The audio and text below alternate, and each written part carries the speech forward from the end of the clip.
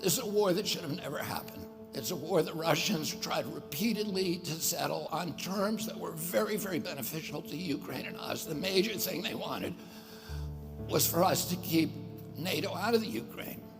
The big military contractors want to add new countries to NATO all the time. Why?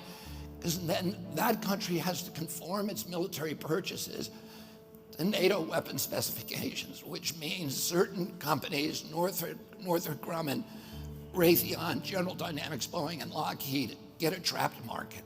In March of 2022, we committed $113 billion.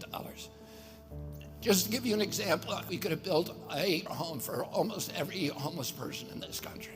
We then committed another $24 billion since then, 2 months ago, and now President Biden's asking for another $60 billion. But the big, big expenses are going to come after the war, when we have to rebuild all the things that we destroyed. Mitch McConnell was asked, can we really afford to spend $113 billion to Ukraine? He said, don't worry. It's not really going to Ukraine. It's going to American defense manufacturers. So he just admitted it's a money laundering scheme.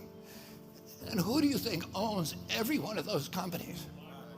BlackRock. So Tim Scott, during the Republican debate, said, don't worry, it's not a gift to Ukraine, it's a loan. So raise your hand if you think that that loan's ever getting paid back.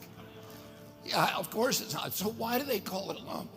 Because if they call it a loan, they can impose loan conditions. And what are the loan conditions that we impose on?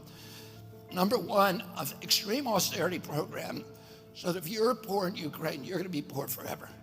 Number two, most important, Ukraine has to put all of its government-owned assets up for sale to multinational corporations, including all of its agricultural land, the biggest single asset in Europe. In Ukraine, there's been 1,000 years of war fought over that land. It's the richest farmland in the world. It's the breadbasket of Europe. 500,000 kids almost, Ukrainian kids, have died to keep that land as part of Ukraine. They almost certainly didn't know about this loan condition. They've already sold 30% of it. The buyers were DuPont, Cargill, and Monsanto. Who do you think owns all of those companies? Yeah, BlackRock. And then in December, President Biden gave out the contract to rebuild Ukraine. And who do you think got that contract? BlackRock.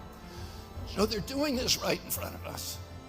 They don't even care that we know anymore, because they know that they can get away with it. And how do they know that? Because they have a strategy. And that strategy is an old strategy, which is they keep us at war with each other. They keep us hating on each other. They keep the Republicans and Democrats fighting each other, and black against white, and all these divisions that they sow.